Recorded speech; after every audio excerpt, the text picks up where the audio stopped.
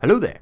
Welcome to this video, which is going to be a few battles against the AI as the Vampire Coast. I'll try and show you how some of these units perform and the general things about the army which I've discovered about how they work, their playstyle, what their strengths and weaknesses are, etc. So you can have a better understanding when you come to play the Vampire Coast. So my front line here is all zombie deckhands mob, which is pretty much just a expendable meat shield to get in the way, just like regular zombies, although they do put out a little bit more damage than regular zombies, I think. And then they're protecting some gunnery mob with handguns. They're pretty much just handgunners. Some deck gunners who are an awesomely wonderful unit with a lot of range and a lot of firepower. They're a very versatile little unit. So I've got one unit of those in the back. Another unit of handguns on this side. And what else have we got? We've got some depth guard here. These boys are not messing about. Heavy elite infantry. Very expensive but very powerful. Capable of putting out lots of damage. There to support the front line a bit. And over on this side I've got a Necrofex. He's a giant, very powerful artillery, but also can throw down in melee a little bit. I've got some Morn Gulls. They're kind of like the closest thing you have to a cavalry, but they're anti-infantry overall. They do have stalk as well, which makes them nice and surprisey for the enemy. That's right, surprisey. And then even more surprisey, I've got a Morn Gull Haunter out wide. He's a creepy looking motherfucker. If ever I've seen one, going to try and get some sneaky flanking on the go with him. We'll see how that goes. So yeah, this army is a little bit of everything. Got a few different things going on. My lord is Silostra Dirfan, as she pronounces her name, although I call it Silostra Diafin, but whatever. That's most of the army. So this one, got some ranged power, got some large power. Gonna have a little bit of everything. I'm facing the High Elves in this one. I've given them a fairly balanced High Elf army, a bunch of spears, some sword masters, bunch of ranged, dragon princes, a dragon, all the usual High Elf faces. And it is the AI, of course, so don't expect them to be too fantastic, but I'm going to start trying to wear down these sword masters with the Necrofex. He's got nice range on his cannon. It'll do a lot of damage, as it has done a bit of damage to them already, just with one volley, I think. Oh, there's another one. And that is really what the Vampire Coast are all about. I'm sure you've probably heard already. They're a very ranged, heavy faction. They've got a lot of strong ranged units. These deck gunners starting to fire on these Lothan Sea Guard. I'm going to try and wear them down, although they do have shields. But that's the first point about the Vampire Coast, is they are a ranged heavy faction. They rely a lot on their missiles. Their melee infantry is pretty terrible. Depth Guard are really strong, but they are very expensive, over 1,000 gold. And the other side of it is that while your missile units are very strong at being missile units, they are terrible in melee as well. So you need to protect them. It's essential to have good protection, or they're going to get wiped out pretty easily. Getting some Morn Gulls into the Dragon Princes there, bringing my other ones around the flank a little bit. Going to start to approach the front line. These sword masters have been absolutely obliterated by the Necrofex. Got my Haunter coming in. Some other cavalry charging me in the face in true AI style. Dropping a little bit of a spell on my depth guard. Done some nice damage there. The AI doing something useful. Going to send the depth guard in. Just clogging up that front line so they can't get after my missile units. I've got some animated Hulks back here as well. I forgot about them. They're good anti-infantry. But check out this spell. Look at the health bars on these units. This spell might need some nerfing. But health bars there. Health bars gone. Utterly disgusting. It just destroyed 4 units. 3 units of spearmen and 1 dragon princes. Gone. Absolutely done for. Or maybe they were silver helms actually. But either way, they got thoroughly destroyed. So that's the new Lore of the Deep spellbook, which as you can see has some pretty strong spells in it. The dragon getting into my Morn Gulls here. So yeah, you just got to hold that front line, stop anything getting after your missile units, protect them, let them wear things down. You want to try and wear things down before they get to you as well, which is what the deck gunners are great for because they have such huge range. And the Necrofex as well, with his mighty cannons, they're very powerful. Another great way to whittle down enemies before they reach you. And there are quite a lot of monster units in the Vampire Coast roster, but leadership is a big problem for this army. Their monsters especially can't take much punishment before they start wavering. They don't rout, of course, much like the Vampire Counts. They just crumble away. So they will stay holding and stay fighting, but they will eventually die. So it's kind of a blessing and a curse, I think, crumbling instead of routing, because it means, well, they're going to fight for longer, but it also means they're going to die quicker, essentially. They can't pull back and regroup and prepare for another attack. I've spawned up some Rotting Prometheans here. These are a good little holding unit. I've just spawned them up because I can. I'm trying to get this Lord dead. Got her clogged up here, trying to pin her down so she can't fly away, although she probably will get away. But yeah, the more damage you can do before the enemy army reaches you, the better. There's only a few units that really do that well. You've got some artillery choices with the Vampire Coast as well. There's just so many strong options to do damage from a distance. Not sure what's going on here. I have no idea what this foggy spell stuff is. Can't see any spells coming off anyone. Yeah, I have no idea what that is. I'm still learning myself. But that looked useful for me, I think. I think maybe it came off Solostra. But there you go. The High Elves have been pretty destroyed, mostly by that one spell. The Necrofex took out the Swordmasters early. We whittled down some of their ranged units. We got rid of the cavalry. So now it's just a dragon in the sky just about. But there's too little of them left to really survive. We've just got too much going on. And this is a nice ability of Solostra, as she can spawn up some actual cavalry. Because you don't have any actual cavalry in the Vampire Coast roster, it's nice that you can get these, because then you can have some traditional sort of cavalry. And as you can see, they're an ethereal one, so they are slowly dying as well because they are spawned up, but they do destroy Lothern Seaguard nicely.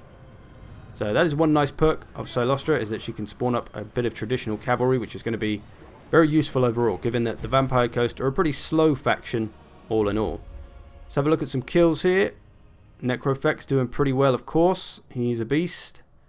Solostra got a ton of kills, probably all from that one spell that was hideous. So if you're going to play online, expect to see that spell used a lot on you, because it's hideously powerful.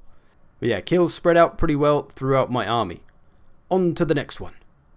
So in this one, I thought I'd try out how it's going to be for the vampires who don't have any missiles at all. It's going to be the same problem for the Chaos. How are they going to deal with a very heavy ranged Vampire Coast army? Which this one, I've got all the best stuff here. My front line is a bunch of just deck mob with polearms. There are some normal ones mixed in, but the polearm ones, of course, anti-large, which makes them a little bit more useful. Got one on the flank back here, of course. Got to protect those flanks with the old spears, and then the same thing on the other side. So plenty of anti-large in my front line should I need it. Now, my power here, I've got one unit of deck gunners. I've got the Shade Wraiths, who are the Regiment of Renown version, and another unit of deck gunners. So that's basically 3 units of deck gunners, all who have ridiculous range at 245. I'm also buffing them with a Gunnery White. He buffs them in all kinds of ways and has an activatable ability to buff them even further, so he's going to be pretty horrible. I've also got a Carronade, which you might think is a cannon, but oh no, this is a fucking cannon.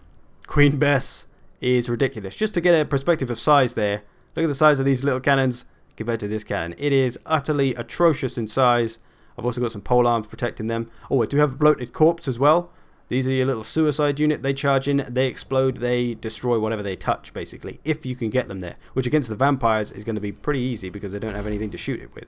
Apart from ranged spells, maybe. But let's see if Queen Bess can land a shot here. 3 barrels strapped together on these Graveguard, I think that's landing on. A brutal explosion. How much health?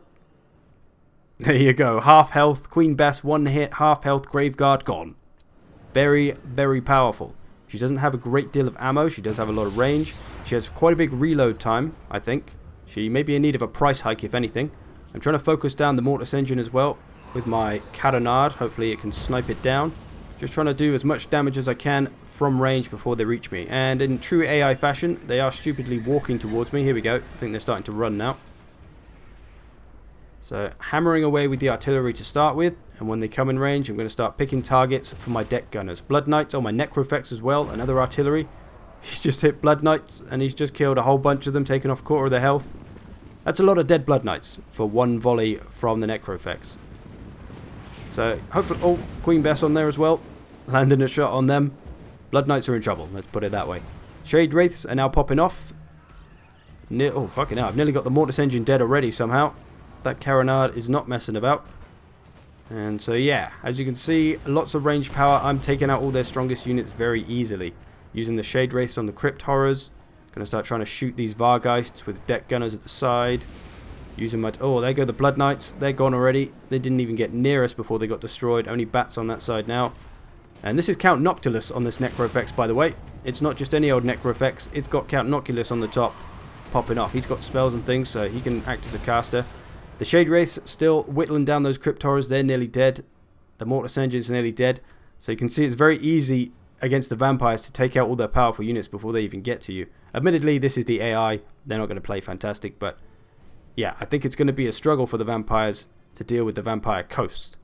Saying that though, it depends on the units. If you bring a lot of bats, some direwolves, if you can get into melee, zombies you can spawn up on these ranged units potentially.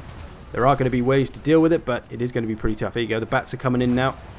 Trying to mess up some of my ranged units. Vargheists are in here. But these bats not really going to be enough. The infantry going to reach us. We're going to struggle. Nearly got the Mortis Engine down. So yeah, if you bring all these powerful ranged units, it's very tough for any kind of enemy, even units with artillery. And they're going to get taken out pretty quickly with all these different things firing. Oh, my bloated corpse. Oh, he just exploded there. You see how many Graveguard he knocked down? And they're nearly done. None of them got back up, pretty much. Most of these fell down and stayed down. Jesus Christ. Yeah, the bloated corpse, whatever unit it blows up, it blows them up properly, and they're pretty much done for. Whatever that unit is, no matter how good of armor they have. If it's an infantry, they're done for. Maybe the same for cavalry. I haven't tried it that much yet, but yeah, they're very powerful. But for most factions, bloated corpses will be very easy to deal with. They don't have much health. You can just shoot them a bit, they'll explode. If you can make them explode near their own units, then it's going to take out its own units, so that could be very powerful. If the bloated corpse happens to run through a unit of depth guard and you blow it up, those depth guard are done for. So potential for it to backfire on you. Speaking of firing, this vampire lord is getting quite hammered. In he comes. Not sure how long he's going to be able to stay there. My gunnery white got smashed. But yeah, in my experience as well, trying out different builds and different ways to play the Vampire Coast, it seems that anything that isn't ranged heavy is just really, really ineffective. It's very difficult, I've found, to win battles without all this ranged power. Or even if you've just got short ranged power, if you've only got like handgunners and you don't have any artillery, sometimes it's a bit too late. You don't get to do enough damage before the enemy reaches you, so keep that in mind. If you're struggling with the Vampire Coast, you probably need more ranged. So my deck gunners, not a lot of kills, but I think they were shooting a lot of large Vargeists, Blood Knights, Crypt Horrors and things. So not a great deal of kills for them. Queen Bess, a bloody horrible amount of kills, obviously. My bloated corpse, 103 kills just on his one attack. So that's how many Graveguard he took out when he exploded. 103. Like I said, he doesn't mess about. And then my kills pretty much spread out for the rest of the army. So yeah, how do we deal with this? If you don't have any ranged units, what are you going to do? You've got to try and disrupt those missiles as much as possible, but it's not going to be easy because they're going to blast you because they've got such great range. Going to be a tough one. Now, something I found a little bit more of a struggle was dealing with the beastmen and lots of numbers of units. So this build, again, a little bit different, a little bit less ranged heavy, definitely less ranged heavy than the last one. I've got some more elite infantry. I've got the bombers here, the deckhand mob with bombs, and then some polearm ones up front. They've got depth guard behind them, polearms, and then I've got two normal depth guard either side of that. One over here as well mixed in. So I've gone for a strong front line, lots of infantry killing power on this one against the beastmen. I figure we're going to need it. And again, the flanks supported by polearms. I've got some hand cannons. I've got some deck gunners. I've got some more depth guard back here and a mortar. We've got a Death Shriek Terrorgeist. Very much your usual Terrorgeist, but he's not anti-large. He's just heavy on the armor-piercing damage. And I've got some deck dropper bombers, who I thought would be pretty good against the light infantry. The deck gunners, trying to whittle down these centigores with great weapons, as they can of course be a problem. And that is something that can be a big problem overall for the Vampire Coast, is their lack of mobility means that other factions' mobility can be a big advantage for them. Got to try and use your missiles to take away that advantage as much as possible. Going to start to engage with the front line. These bombs, breaking up the formation of this gore herd pretty nice. They don't do a great deal of damage, got them down about a third of their health, so not too bad. Of course in melee they're going to be pretty horrendous, but they'll be able to absorb some charges. Going to send in the depth guard. Got some spears fighting minotaurs on the right, trying to whittle them down with the hand cannons. And the hand cannons I find to be a better anti-large unit than anything else. The depth guard had been a bit hammered here. He should survive well against these gore herd though. They've got plenty of armor and the gore herd don't have any armor piercing. Bombs still popping off for these bombers even though they're engaged in melee.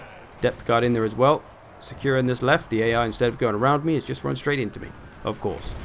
So really, I need to protect my ranged units a bit better here. I've kind of run out of zombie units to use.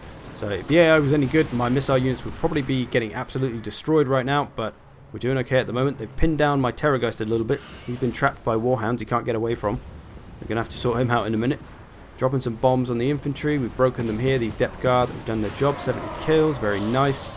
Send them off to help elsewhere. Trying to get these Minotaurs down as well. And a big thing I've noticed about this army as well is they really need, and emphasis on the word need, they need to work together. This army doesn't do well being all by itself. The front line of deckhands mob are terrible in melee. They need something stronger to support it. Some rotting Prometheans who are a great holding unit, or the depth guard like I've done here. They need some help. They can't just clog things up. They won't last long enough against most enemy front lines. And if your front line crumbles and the enemy breaks through and starts getting into your missile units, well, they're all dead too. Deck gunners, rubbish in melee. Handguns, terrible in melee. Most of them, terrible in melee. So you've got to protect them. It's all relying on each other. The range can't survive without the protection of the chaff units. The chaff units can't survive without the protection of the more elite, stronger units, the monsters, the depth guard. But similarly, those units can't survive without the chaff. The depth guard, while they're very strong, they only have 45 in the unit, so they're going to take damage pretty quickly if there's nothing to take the damage off of them. The same thing with the monsters. Rotting Prometheans, lots of armor, lots of melee defense, very strong, but they do tend to take damage pretty quick without the help of some zombie chaff to slow things down. So when you're building your armies, try to think about how everything's going to work with each other, because that seems to be very important with the Vampire Coast. Aranessa in here, kicking the crap out of some goats, doing a spinny. Oh, she got mowed down by the chariot. Get up, love. Oh, she's been run over by the chariot as well. She's alright, she's alright. Her peg legs are fine. She's still jumping around. Bombs coming in. Yeah, Beastmen not able to stand up to the depth guard, it seems. But that's kind of what I was going for. Like I said, if the AI was a bit better, I probably would have been quite heavily flanked there by the Beastmen numbers. They didn't have too many more units than me. And you can always try to protect your other units with each other. So, for example, these deck gunners being engaged by Goreherd here, and I've got my gunnery mob shooting them in the back, so now they've saved them. So, again, working together to keep each other alive. Very important for this army. Most of the Beastmen routing off, Minotaurs coming in on the depth guard. Going to get the halberds after them, and they'll put a swift end to all of them. They're off skis, and that is pretty much it. So, there's a little look at the Vampire Coast, how they play, a few of my thoughts on how they perform on the battlefield. I will of course be doing a full faction guide where I'll go into a bit more detail on all this stuff, so keep an eye out for that. It'll probably be in a couple of weeks. But yeah, Vampire Coast coming very soon. I think you're all going to enjoy it. Although, we'll see how they're going to be to deal with the multiplayer. That's going to be interesting. So, thanks for watching. I will see you in the future. I hope you enjoyed this. I said that in the wrong order, so I'll see you in the future.